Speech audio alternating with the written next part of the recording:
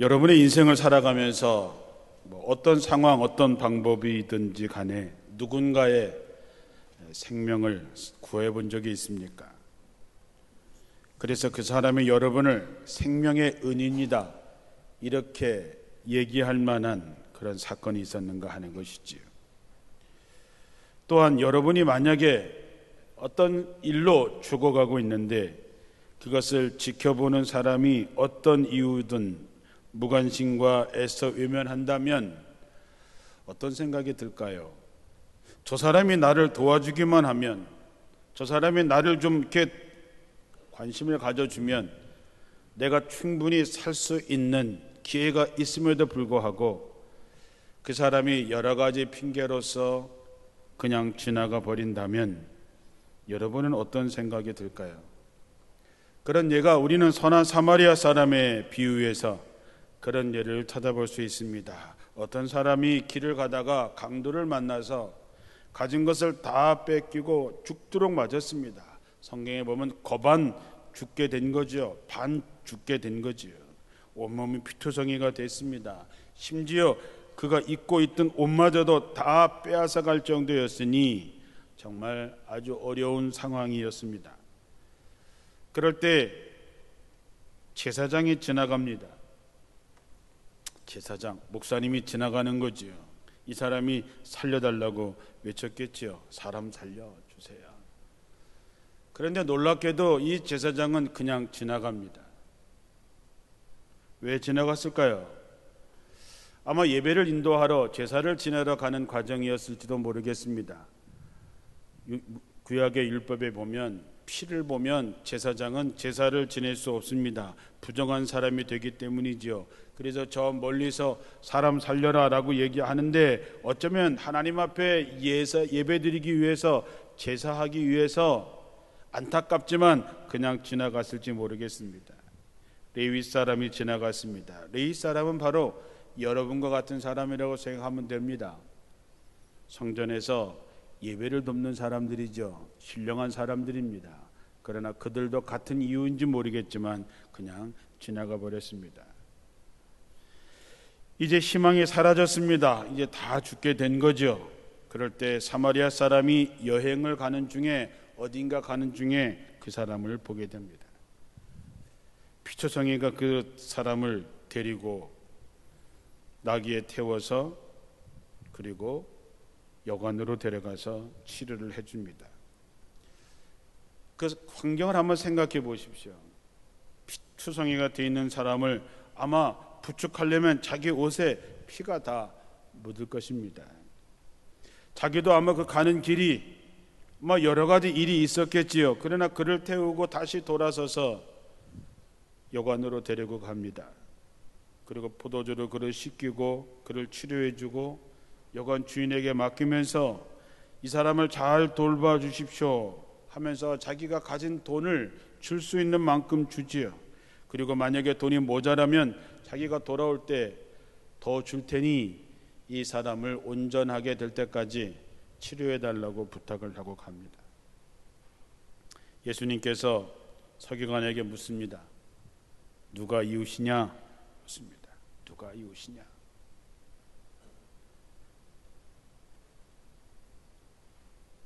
율법자가 얘기하지요.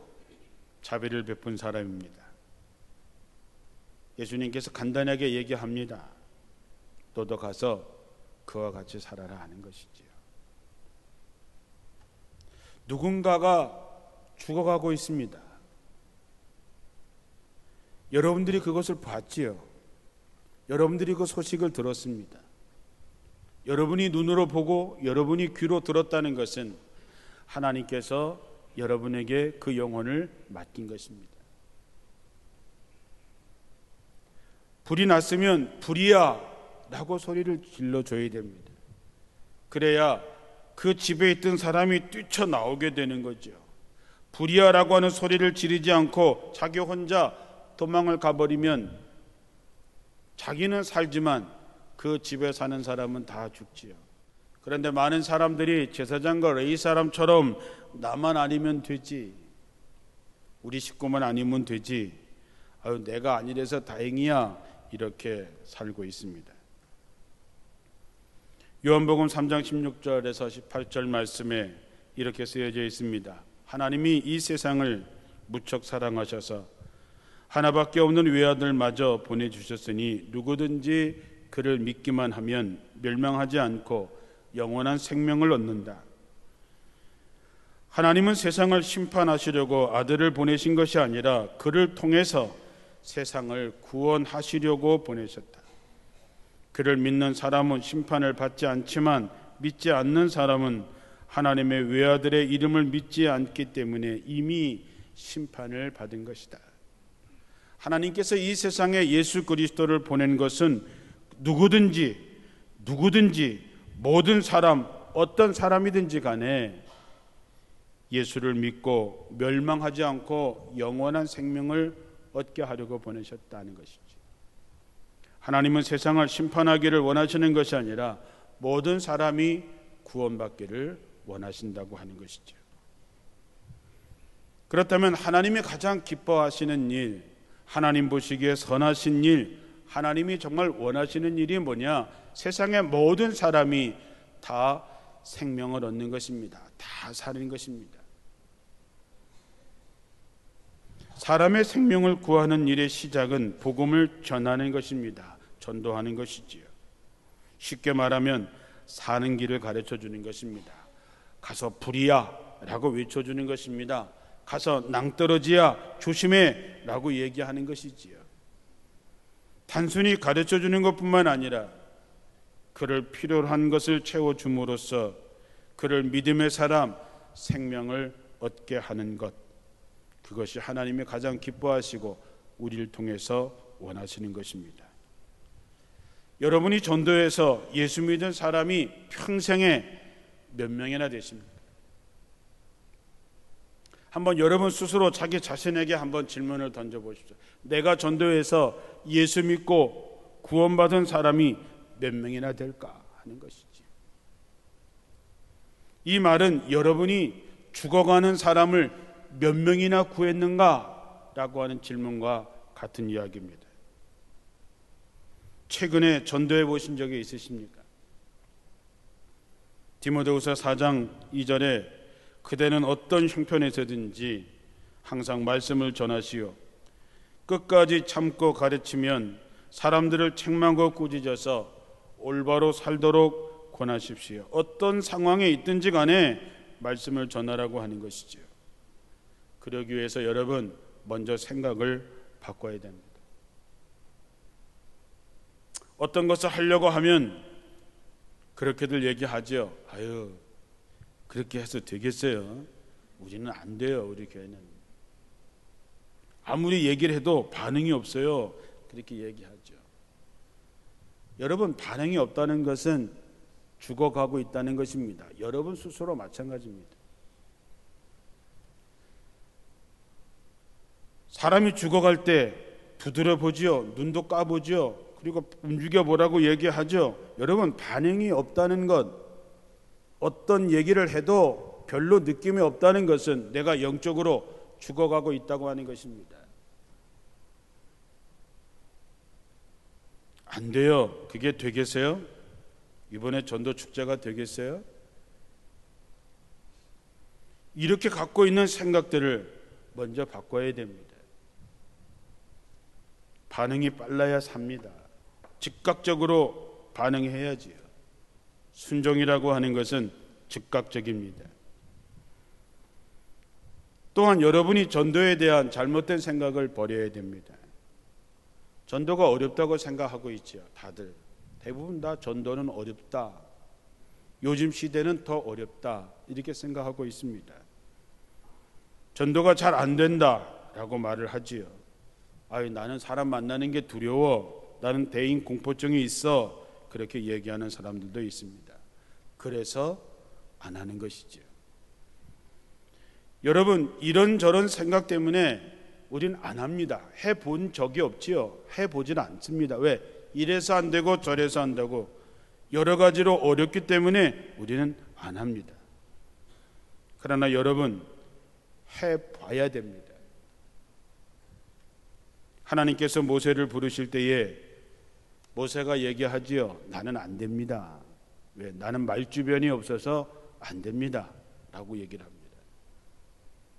모세가 정말 말주변이 있는지 없는지 아니면 그냥 핑계를 댄 건지 모르겠지만 모세는 말주변이 없어서 자기는 안 된다라고 얘기를 합니다. 하나님께서 예레미야를 선지자로 부를 때에 예레미야는 이렇게 얘기합니다. 참 슬픕니다. 나는 어린아이라 말할 줄을 모른다 라고 얘기합니다. 그러나 여러분이 분명히 알아야 하는 것은 여러분의 개인의 능력, 여러 가지 어떤 재주로 전도하는 것이 아니라고 하는 것입니다.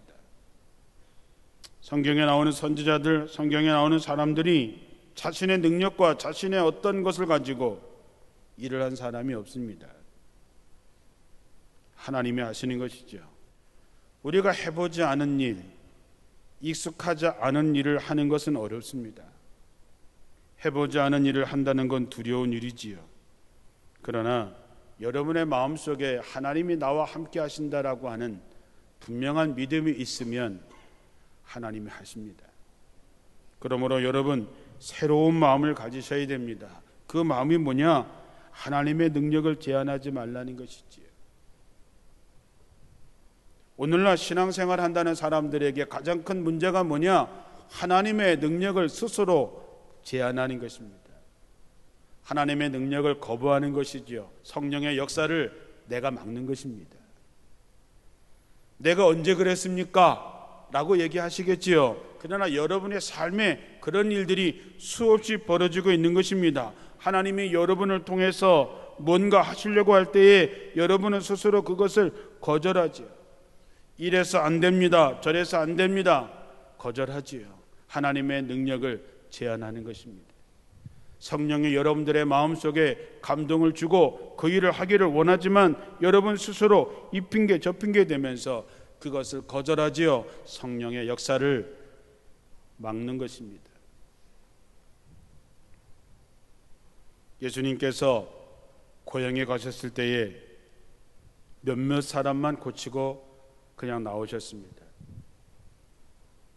하나님께서 예수 그리스도를 통해서 많은 기적들을 행하셨는데 왜 고향에 가서는 그런 기적을 별로 하지 않고 나오셨을까? 사람들이 예수님의 능력을 제한했던 것이지요. 예수님을 예수님으로 인정하지 않으니까 거기에 하나님의 역사가 나타나지 않은 것이지요.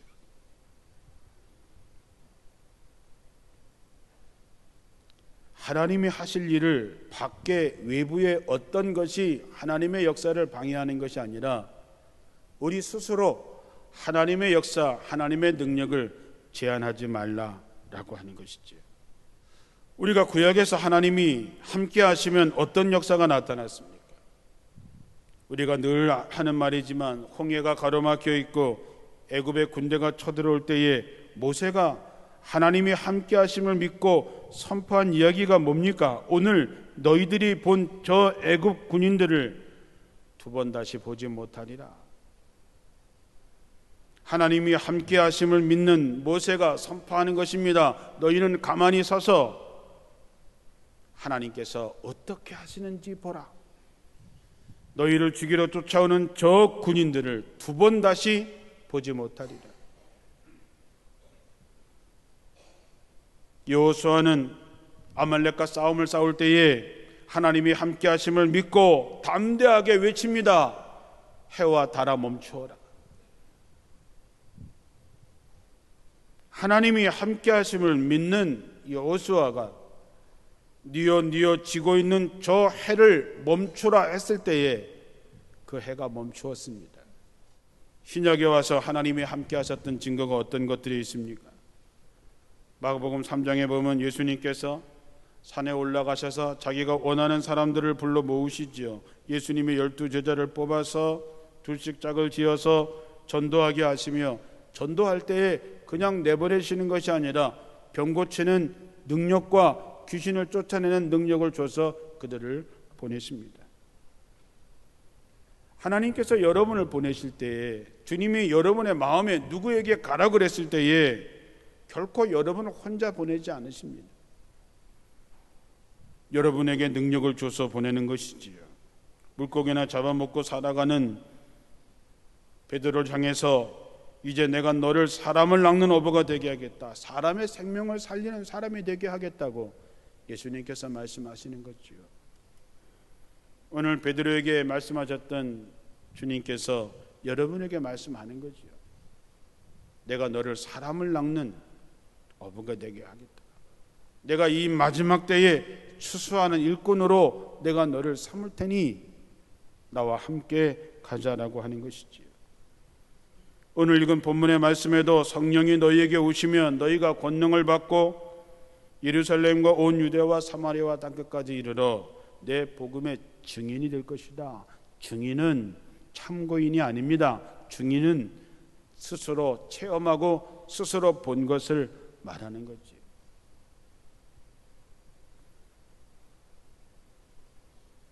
다메섹으로 가는 사울을 깨뜨릴 때에 눈먼 사울을 위해서 아나니아라고 하는 사람을 준비하셨다가 보내십니다.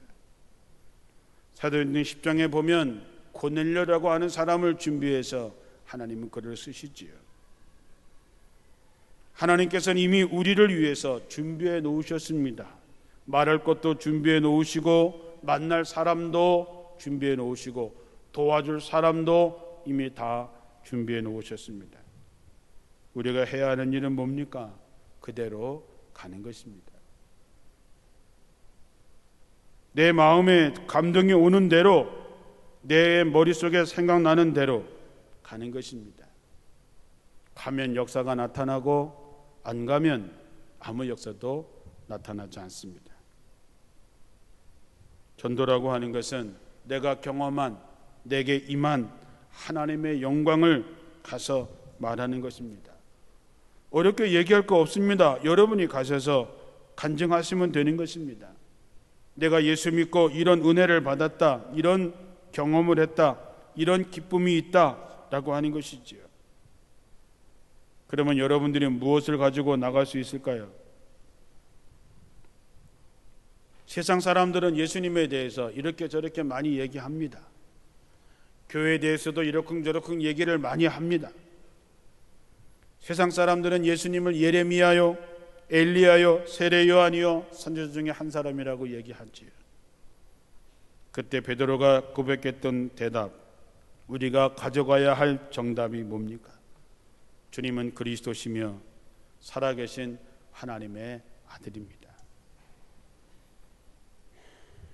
우리가 나가서 복음을 전할 때에 성경의 여러 가지를 얘기하는 것, 그 어떤 것보다도 이거 하나, 주는 그리스도시여 살아계신 하나님의 아들입니다.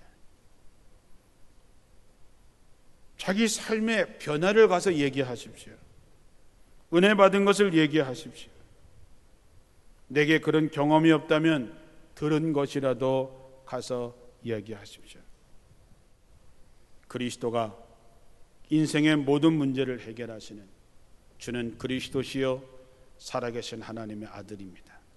이 고백을 가지고 나갈 때에 하나님께서 역사하실 줄로 믿습니다. 마지막으로 성령의 도우심을 구하십시오. 성령이 너희에게 임하시면, 성령이 너희에게 오시면 너희가 권능을 받아서 땅끝까지 이르러 증인이 된다 했습니다.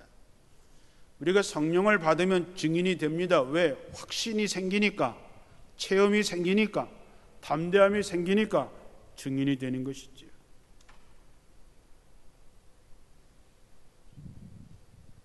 예수님께서 십자가 달려 돌아가시고 나서 모든 사람들이 다 두려움에 떨었습니다. 이제는 믿고 의지할 만한 분이 안 계신 거지요. 부활하신 예수님을 만납니다. 예수님께서 예루살렘을 떠나지 말고 성령을 구하라. 성령이 그들에게 임했습니다. 성령이 임하자 두려움에 떨고 있던 그들이 문을 박차고 나와서 다른 언어들로 말하기 시작했다 그랬습니다. 다른 언어로 무엇을 말했을까요? 주는 그리스도시요 살아계신 하나님의 아들이라고 하는 말을 하기 시작한 거지요. 복음을 전하기 시작한 것이지요. 거기에 놀라운 역사가들이 나타났습니다. 베드로의 설교에 3,000명씩 회개하는 역사도 나타났지요. 사람의 생명을 살리는 일은 쉽지 않습니다. 어렵겠지요. 그래서 안 합니다. 그러나 안 하면 죽습니다. 전도는 하나님이 가장 원하시는 것이고 최대의 관심사입니다. 그러므로 여러분, 하나님께 맡기고 하나님의 여러분과 함께 하심을 믿고 성령의 여러분 가운데 역사하시면 눈에 보일 것입니다.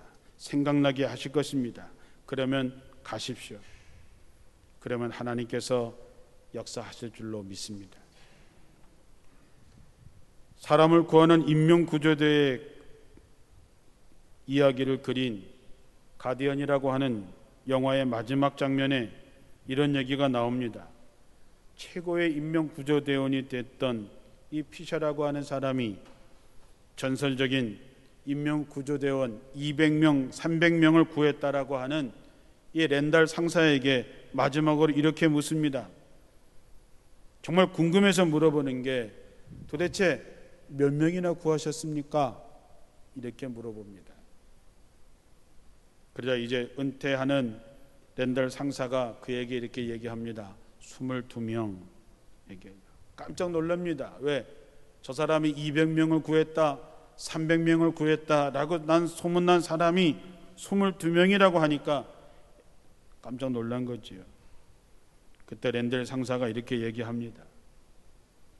내가 구하지 못한 사람 22명. 내가 100명, 200명, 300명, 400명, 1000명을 구한 것, 그것보다 더 중요한 것이 무엇이냐? 내가 구하지 못한 22명. 그것이 인명구조대의 전설이라고 불리우는 그 사람의 마음에 남은 것이지요. 그 마지막 장면을 보면서 우리가 몇 명을 전도했다, 100명을 전도했다, 200명을 전도했다, 중요하지만 더 마음에 우리가 새겨야 되는 것은 내가 구할 수 있었는데 구하지 못했던 22명처럼 우리가 언젠가 때가 되었을 때에 내가 구할 수 있었는데 구하지 못했던 그 사람을 생각하면서 괴로워하지 않는 여러분들이 되시기를 주님의 이름으로 축원합니다. 어떻게 하시겠습니까? 구할 수 있었는데 손을 내밀지 않아서 죽게 내버려 두겠습니까? 하나님이 저와 여러분 한 사람 한 사람을 볼 때에 여러분 때문에, 우리 때문에 기쁨을 이기지 못하시는, 정말 기뻐하시며 노래하시며 춤을 추시는 하나님, 그 하나님의 기쁨을 주는 여러분들이 꼭 되시기를 주님의 이름으로 축원합니다.